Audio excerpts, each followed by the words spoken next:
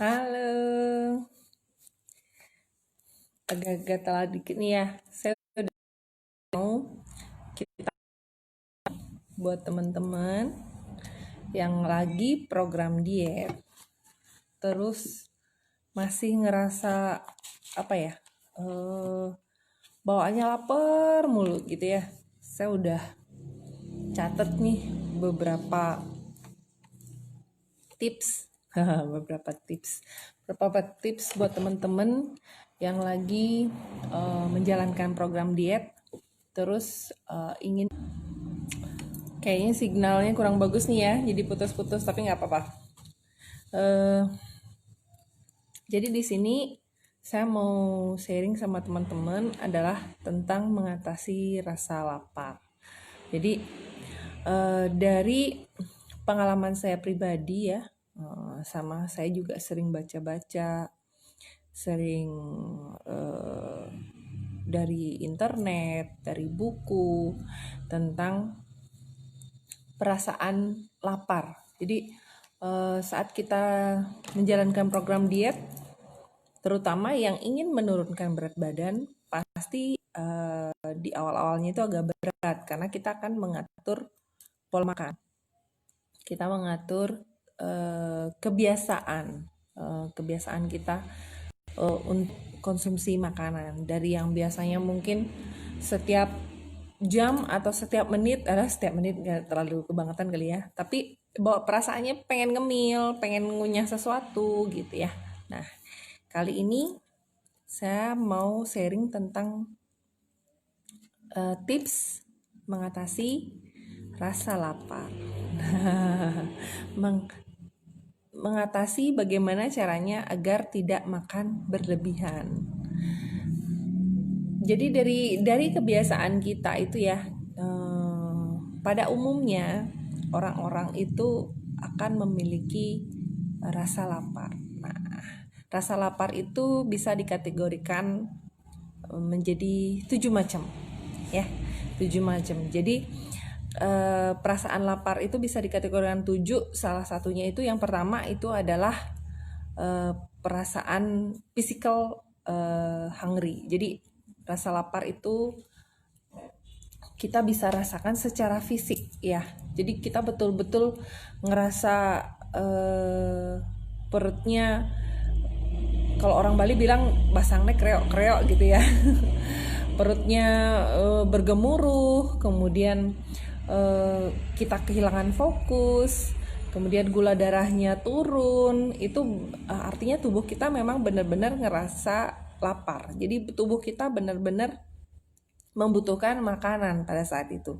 Itu adalah physical hungry. Jadi benar-benar perasaan lapar yang muncul atau kita rasakan karena tubuh kita memang butuh makan. Nah, itu perasaan lapar. Nah, caranya mengatasi physical hungry adalah kita makan pada saat kita merasa baru lapar gitu ya. Jadi jangan makan pada saat kita benar-benar ngerasa lapar. Karena pada saat kita makan, konsumsi makanan ataupun ngemil dan lain sebagainya, pada saat kita merasa betul-betul lapar, itu kita akan jadi kalap. Kalau orang Bali bilang jadi ngerapu gitu ya. Jadi kita jadi makannya ngawur, jadi kita makannya sembarangan. Nah, itulah salah satu penyebab kita menjadi makan berlebihan. Jadi pada saat kita betul-betul merasa lapar, kita bisa menghabiskan begitu banyak porsi makanan karena kita ngerasa tidak cukup gitu ya, tidak puas. Udah makan ini masih perasaannya lapar, udah makan ini masih perasaannya lapar, ya itu. Karena kita makan pada saat kita merasa betul-betul lapar. Jadi kita jadinya kalap gitu loh makannya. Nah, itu sebaiknya dihindari untuk mencegah kelebihan makan dan salah satu penyebab kita meningkatnya berat badan, kenaikan berat badan, kegemukan, dan lain sebagainya. Jadi jangan makan saat kita ngerasa sangat lapar. Jadi makanlah pada saat kita baru merasa, oh sudah lapar nih, jangan tunggu sampai basangnya kreok-kreok, sampai kita udah mulai pusing. Mungkin karena keasikan bekerja, buat teman-teman yang mungkin bekerja atau mungkin yang lagi keasikan beraktivitas, jadi pengen nunda makan, ntar aja, belum lapar banget gitu ya. Nah, hindari makan pada saat kita betul-betul lapar, karena kita akan tidak bisa mengontrol kondisi saat kita mengkonsumsi makanan, mencegah kita untuk kalap makan. Jadi yang biasanya makannya mungkin hanya 1 piring jadi 2 piring, jadi nambah karena perasaannya masih belum kenyang gitu ya. Nah, itu perasaan lapar yang pertama. Kemudian itu perasaan yang kedua itu, rasa lapar yang kedua itu adalah nutrition hunger. Jadi itu perasaan lapar karena kita kekurangan gizi. Nah, pernah nggak sih ngerasa kenapa sudah makan tapi masih lapar?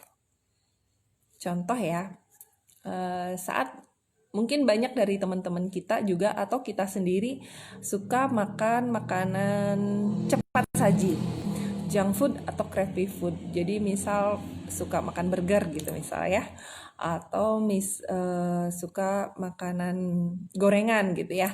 Jadi makanan-makanan tersebut itu sangat mengenyangkan untuk sesaat, tapi akan menyebabkan kita kekurangan nutrisi, karena dalam makanan-makanan tersebut itu sangat tinggi kalori tapi nutrisinya sangat sedikit.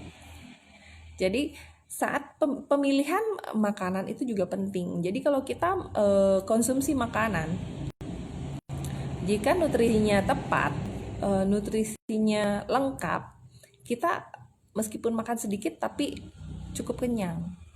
Sedangkan kalau kita makan makanan cepat saji, meskipun kita bisa kenyang pada saat itu, dalam waktu 1 atau 2 jam kita akan ngerasa lapar lagi. Karena apa? Tubuh kita kekurangan nutrisi. Karena kita konsumsi makanan-makanan yang tidak ada nutrisinya, tapi tinggi kalori. Nah, kalau makanan tinggi kalori itu berbahayanya adalah kita akan jadi kegemukan. Hindari makan makanan junk food. Jadi bukan kalau disarankan lebih bagus jangan konsumsi ya, tapi balik lagi, kita pengennya makannya juga happy gitu ya. Jadi dietnya juga happy, pilihan makannya juga happy. Jadi buat teman-teman yang masih punya kebiasaan untuk makan happy food, yang makanan instan gitu ya, itu nutrisinya sangat rendah, tapi kalorinya sangat tinggi. Jadi dihindari atau dikurangi, ganti dengan makanan-makanan bernutrisi akan membuat kita menjadi kenyang lebih lama, karena kita mengkonsumsi nutrisi yang bagus untuk tubuh. Jadi tubuh kita akan ngerasa, oh oke, saya udah cukup makan nih. Tapi kalau kita makan makanan junk food, tubuh kita kekurangan nutrisi. Jadi dia akan menyebabkan otak kita berpikir kalau kita masih ngerasa lapar padahal udah makan. Nah, pada saat merasa lapar, akhirnya kita makan junk food lagi. Terus akhirnya sejam 2 jam lapar lagi, makan junk food lagi. Akhirnya overeating. Jadi kalau kita kelebihan konsumsi makan seperti itu, yang tinggi kalori dan rendah nutrisi, efek sampingnya adalah kegemukan. Gak mau kan ya kita kegemukan karena salah pola makan. Nah, itu baru 2. Kemudian yang ketiga itu ada emotional hunger. Jadi perasaan lapar karena kita sedang merasa sedih, sedang merasa marah, sedang merasa galau, gundah, dan lain sebagainya. Nah, mungkin ada dari beberapa teman-teman yang lagi sedih gitu, bawaannya pengen makan, pengen ngemil gitu ya. Terus ada yang mungkin lagi kesel sama suaminya gitu, berantem sama suaminya, bawaannya pengen makan sesuatu gitu ya. Nah, caranya adalah cerita sama teman, jangan makan sendiri, jangan ngedumel sendiri. Karena apa?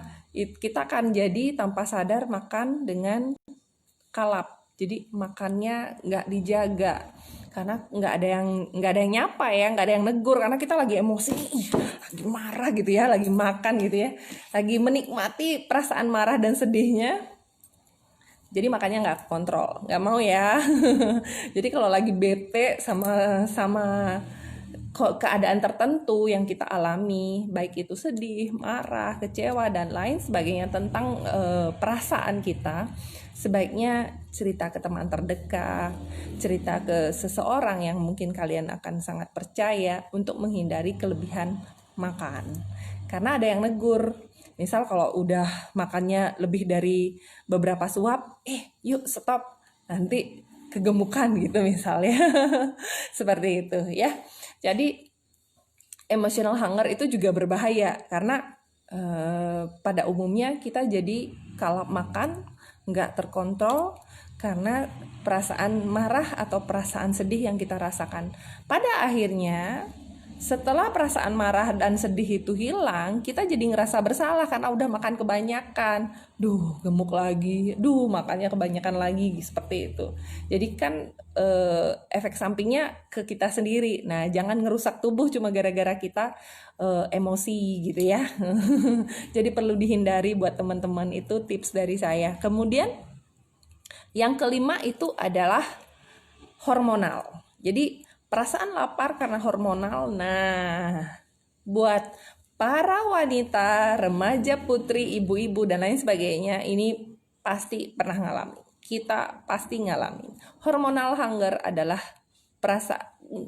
kita biasanya setiap kali datang periode ya, mau datang bulan, pasti perasaannya, pengen rujak, pengen es krim, pengen makan coklat, dan lain sebagainya. Nah, itu adalah hormonal hunger. Jadi perasaan lapar yang disebabkan karena efek hormonal. Tapi saat masa-masa itu berlalu, kita akan kembali normal. Hanya kondisi-kondisi tertentu, mungkin 2 atau 3 hari menjelang kita datang bulan, pola makan kita jadi ngawur. Nah, tapi tetap harus dijaga ya, jangan sampai kebablasan. Jadi jangan menyalahkan PMS, pramenstruasi kita, hormon kita terganggu karena mau datang bulan terus makannya jadi ngawur. Nah, karena efek sampingnya itu kembali ke tubuh kita sendiri. Nggak mau kan ya, akhirnya kelebihan makan hanya gara-gara kita ngikutin moods kita pada saat mau datang bulan. Nah, itu juga berbahaya. Kemudian yang keenam, saya udah baca ya. Nah, yang keenam itu adalah kebiasaan. Jadi, kalau kita memiliki kebiasaan makan, misal contohnya sambil nonton TV makan sesuatu, sambil nonton film makan sesuatu, sambil nonton YouTube, nonton TikTok makan sesuatu. Jadi artinya itu sebuah kebiasaan ya. Kebiasaan yang mungkin sebenarnya seharusnya nggak kita lakukan gitu ya. Jadi karena sebenarnya kita udah makan siang, kita udah sarapan, tapi karena kita punya kebiasaan untuk ngemil sesuatu pada saat melakukan aktivitas lain, misal sambil kerja makan gorengan seperti itu. Nah, itu juga akan menyebabkan kita kelebihan makan karena kita memakan sesuatu di luar jam-jam makan seperti itu ya. Jadi itu juga harus dihindari buat teman-teman karena itu jadi habit, jadi kebiasaan. Kita jadinya membiasakan diri kita. Nah, untuk menghindarinya nih gimana? Tangannya biar sibuk nih. Tangannya biar sibuk, mungkin sambil nonton TV sama anaknya yang dipegang gitu ya, sambil nonton HP mungkin lakukan sesuatu. Jadi jangan membiasakan tangan kita untuk ngemil, untuk memakan sesuatu, karena itu jadi mulutnya itu langsung mangap begitu tangannya ngambil sesuatu ya. Jadi karena itu kebiasaan. Nah, itu perlu dirubah untuk mencegah kelebihan makan. Kita nggak mau kan, cuma karena cemilan-cemilan sepele saat kita menonton TV dan lain sebagainya, itu menyebabkan kita juga bisa kenaikan berat badan. Apalagi musim pandemi sekarang, aktivitas kita hampir sebagian besar, hampir 90% ada di rumah. Jadi jarang beraktivitas keluar rumah. Otomatis kegiatan kita adalah selain nonton TV, ngeliat-ngeliat sosmed, nonton HP dan lain sebagainya. Halo Mamita di Tabanan, Bu Mangayu. Disimak ya Bu tips-tips tentang apa ya, perasaan lapar agar kita tidak makan berlebihan. Ya, mungkin bisa jadi, ups, bisa jadi. Sebentar ya. Halo, tunggu sebentar ya.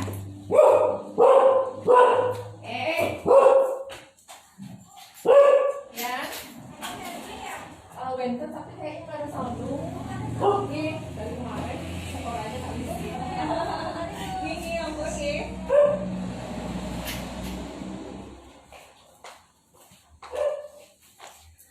Halo, saya balik lagi. Nah, itu tadi ada sudah ada 6 ya. Saya masih ada lagi. 1 2 3 4 5. Oh, saya udah tulisin ada 7. Tadi udah sebutin hormonal, kemudian ada habit, kemudian kebiasaan ya. Kebiasaan itu gini sekali. Kemudian ada sense of hunger. Jadi kita ngerasanya apa ya? Kayak empati gitu. Jadi kalau teman lagi makan, kita ikutan makan. Ya. Kemudian lagi nongkrong gitu sama teman-teman, mungkin buat teman-teman yang kadang-kadang hangout bareng sama teman-temannya, ngumpul di kafe atau janjian di warung rujak dan lain sebagainya, itu kita kadang-kadang godaan makannya ya tinggi sekali. Ih, ada sepotong kue, ih itu enak banget gitu, jadi pengen pesan. Terus udah pesan rujak 1 porsi, ih pengen makan tipat cantok, ih pengen makan pelecing gitu misalnya. Jadi hindari makan berlebihan seperti itu. Jadi itu godaan sebenarnya ya. Jadi kalau kita udah ngerasa cukup makan, nah misal tipsnya kalau dari saya ya, sebelum janjian nih sama ketemu teman-teman, kita makan dulu di rumah kan. Misal makan siang, janjiannya buat makan siang gitu. Jadi kita jadi makannya secukupnya, karena pada saat kita ketemuan sama temen nggak mungkin langsung makan kan, pasti duduk-duduk dulu, cerita-cerita dulu, sharing dulu, baru kemudian akhirnya pesan makanan.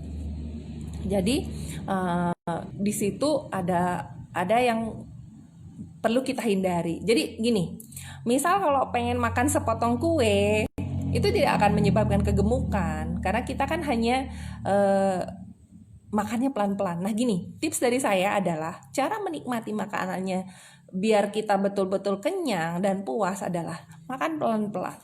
Jadi makanya kenapa saya sarankan jangan makan pada saat betul-betul lapar, karena kita nggak bisa ngontrol keadaan tubuh kita. Jadi tubuh kita itu udah nggak fokus, udah gula darahnya turun, udah pusing karena betul-betul ngerasa lapar. Kita jadi kalap makan, jadi cepat-cepat, jadi nggak ke kontrol. Nah caranya adalah makan pelan-pelan 1 sendok, nikmatin rasanya, sensasi cake-nya apa, mungkin ada rasa coklat, ada rasa tiramisu dan lain sebagainya. Kita jadi ngerasa apa ya, betul-betul tubuh kita jadi ngerasain gitu loh nikmatnya makanan tersebut. Jadi cukup sepotong kue daripada kita makannya kalap seperti itu, karena kalau kita udah kalap makannya jadi makan 1 loyang bukan 1 potong kue lagi seperti itu ya. Nah itu juga perlu dihindari buat teman-teman, perasaan lapar seperti itu, karena itu sebenarnya tubuh kita nggak lapar tapi hanya lapar mata gitu ya, karena itu menarik, cake-nya itu enak, jajanan itu enak seperti itu. Nah kemudian yang terakhir adalah perasaan lapar karena lingkungan. Misal ada kumpul-kumpul keluarga, ada hajatan, hari raya. Misal kalau di Bali ada Galungan Kuningan, kita biasanya mebat ya, ada tum, ada urutan dan lain sebagainya. Kemudian ada teman-teman yang muslim lebaran, teman-teman Kristen ada Natal. Jadi itu kondisi-kondisi tertentu. Nah di saat-saat seperti itu juga kadang-kadang kita jadi kalap makan karena faktor lingkungan. Jadi kumpul-kumpul keluarga rame-rame, ayo makan bareng-bareng gitu ya. Nah tetap tipsnya adalah makan secukupnya, makan yang betul-betul tubuh kita butuhkan, jangan makan berlebihan. Dan dari 1 sampai 7 perasaan lapar yang tadi saya sharing ke teman-teman semua, kita semua pasti pernah ngalaminnya. Ya, mungkin karena kita keasikan kerja, terus kita jadi lupa makan, jadi benar-benar secara fisik kita ngerasain lapar. Kemudian ada perasaan lapar karena hormon, ada perasaan lapar karena kebiasaan, ada perasaan lapar karena empati sama lingkungan, dan karena ada juga karena lingkungan gitu ya, karena kumpul-kumpul keluarga dan lain sebagainya. Nah, itu kadang-kadang akan menyebabkan kita menjadi makan berlebihan.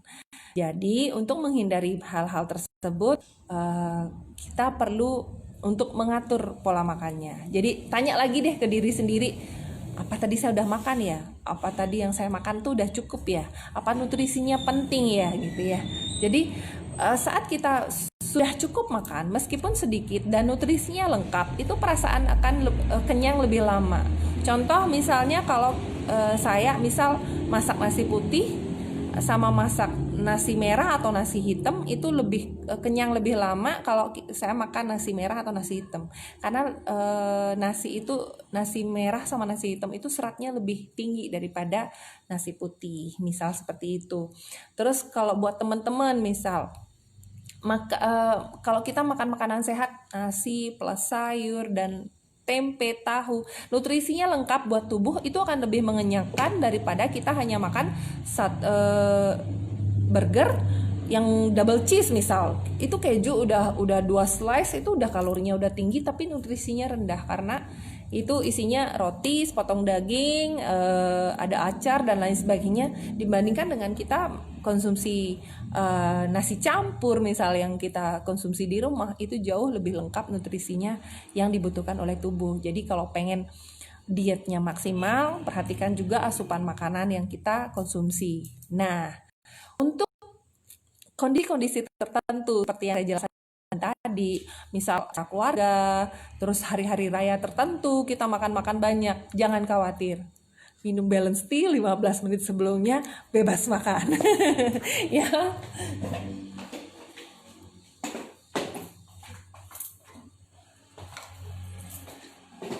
Nah, dari semua perasaan lapar yang tadi saya jelasin, dan untuk mencegah kita kelebihan makan, ada balance tea.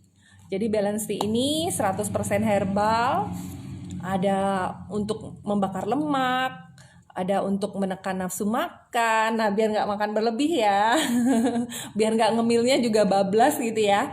Nah, kemudian ada juga menurunkan kadar kolesterol sama jadi belepotan, kadar kolesterol dan juga kadar lemak dalam darah. Ini juga dibantu sama balance tea. Kemudian satu lagi yang paling penting adalah melancarkan metabolisme tubuh. Jadi ini referensi banget buat teman-teman yang ingin menurunkan berat badan dan mencegah kelebihan makan karena perasaan-perasaan lapar yang tadi saya jelaskan, yang kadang-kadang disebabkan oleh diri kita sendiri, karena kebiasaan, karena kita menunda makan, karena kurang nutrisi dan lain sebagainya. Nah, minum balance tea 15 menit sebelum makan mencegah kita kelebihan makan. Kalaupun saat kondisi-kondisi tertentu, seperti saya jelasin, ada acara keluarga, ada ngumpul-ngumpul, atau nggak sengaja ngemilnya bablas, biar tidak kenaikan berat badan selama pandemi karena aktivitas kita hampir 90% di rumah, konsumsi balance tea. Semoga sharing kita kali ini bermanfaat buat teman-teman yang lagi program menurunkan berat badan, biar berhasil.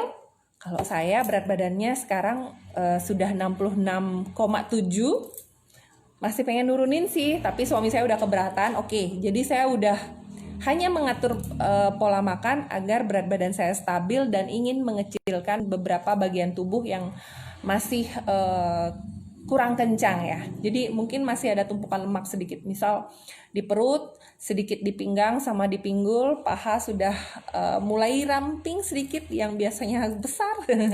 Nah, rutin jaga pola makan, berolahraga, berat badannya juga turun, jadi fit. Nah, satu lagi, nanti minggu depan saya mau sharing tentang cara menurunkan berat badan di setiap tahapan usia, karena setiap tahapan usia itu cara menurunkan berat badannya beda-beda. Orang yang pengen menurunkan berat badan di usia 20 beda loh sama usia saya yang 40, karena kalau saya mengikuti pola yang usia 20 tahun, bisa jadi berat badan saya turun drastis, tapi muka saya jadi langsung tua. Langsung begitu, nggak mau kan ya. Jadi kalau buat ibu-ibu yang pengen menurunkan berat badan, tapi pengen tetap fit, sehat, dan awet muda, tungguin, pantengin ya. Minggu depan saya bakal sharing tentang tips-tipsnya, perbedaan program diet, program menurunkan berat badan di tahapan-tahapan usia. Jadi usia 20 beda sama usia 30, beda sama usia 40, 50, dan seterusnya. Ya, selamat sore, semoga bermanfaat sharing kita kali ini. Dan buat teman-teman yang lagi program diet, semoga berhasil.